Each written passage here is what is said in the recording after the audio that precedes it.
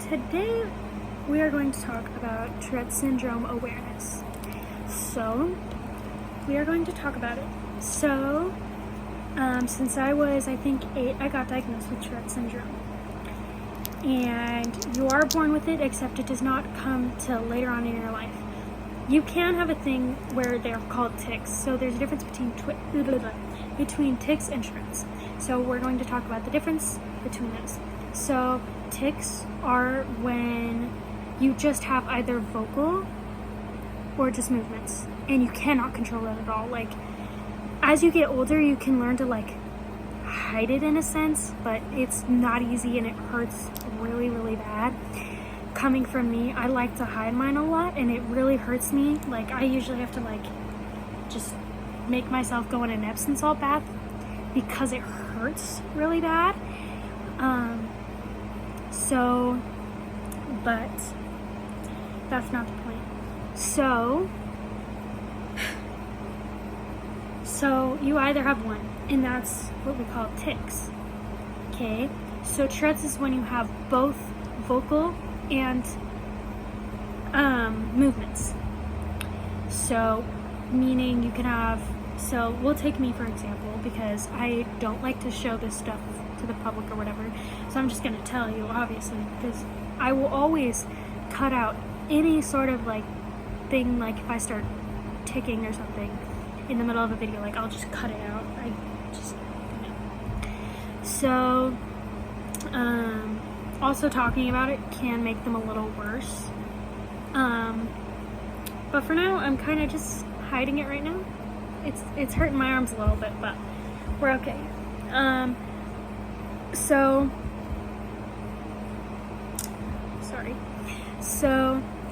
I make this really high-pitched squeal noise. If you're talking to my boyfriend, it's a little chipmunk. That's what I sound like. A little chipmunk. If you ask him, that's what he'll say.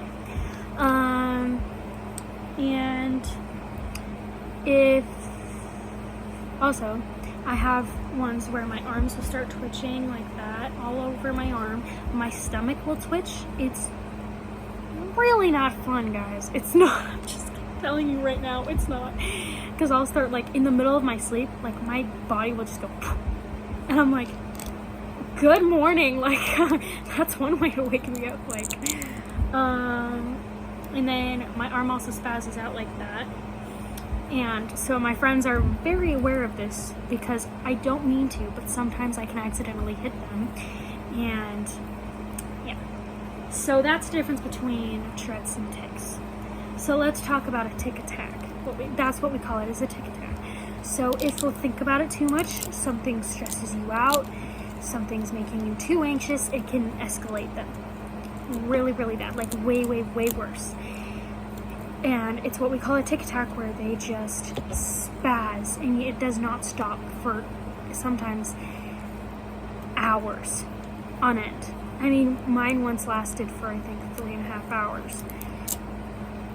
It was before I was dating my boyfriend, but I haven't had one in a hot minute, which is super good for me. And as you get older, it can get not necessarily better, but it can they can just kind of, you learn to hide it. That's just really it. You learn to hide it, and it doesn't show up as often, and you're good. You're totally good. So yeah. And then so let me tell you what to do when your friend is having a tic attack. So everybody's different. For me, sometimes if you're just there for me, try to distract my head, because sometimes it's because you're thinking about it too much. So sometimes just distracting your friend, telling them, hey, I'm right here for you, it's okay, I got your back, because we don't do it on purpose. It's literally just our bodies. It's a problem it's not a problem, but it's our brain is telling, I should probably explain this. It's our brain telling our body to do movements and noises that we cannot control whatsoever. Hence why all of my teachers know and stuff like that. But yeah, so yeah. let's see, what else? What else can I tell you guys about it? There's so much to it. There's so many videos you can look up about Tourette's and stuff. And if you ever hear somebody that is like making movements and noises and stuff, please do not make fun of them. It is not easy to deal with, especially during classes.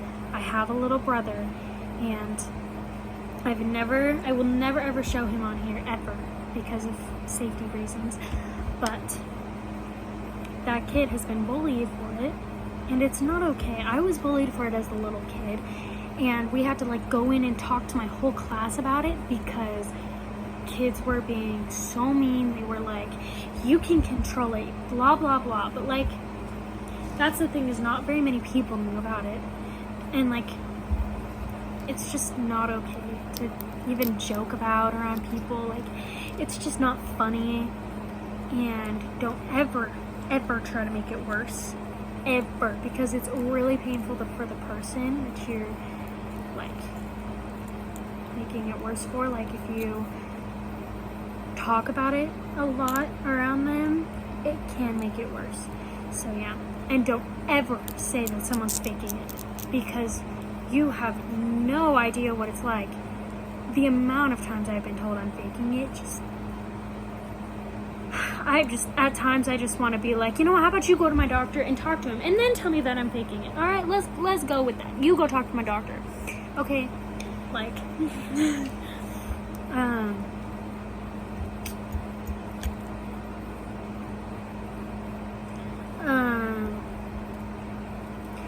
but yeah. I also have a whistle. My boyfriend says I'm a bird. So, let's see, what other ones do I have? I am not bad like some people are, because some people, there used to be this show, I should probably look up and see if it's still a thing, but which I'll do right now. But there are some people that will swear and they cannot control whatsoever. I feel so bad for them. Oh, I feel so bad for those people. That must be awful. So, let's see. Tourette's.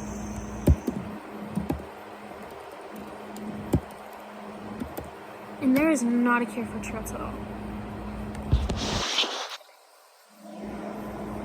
Oh yeah, okay, it's on Hulu. So, it's called Raising Tourette's, I think. It follows a bunch of families around, showing you how we live every day. So, and there is this thing that we always say in my world, that we say in my house. I have Tourette's, but Tourette's does not have me. I have a bunch of Tourette's shirts I should show you guys one day. But, yeah. So, that's it for today. So, thank you for watching my interesting documentary on Tourette's syndrome. Love you guys.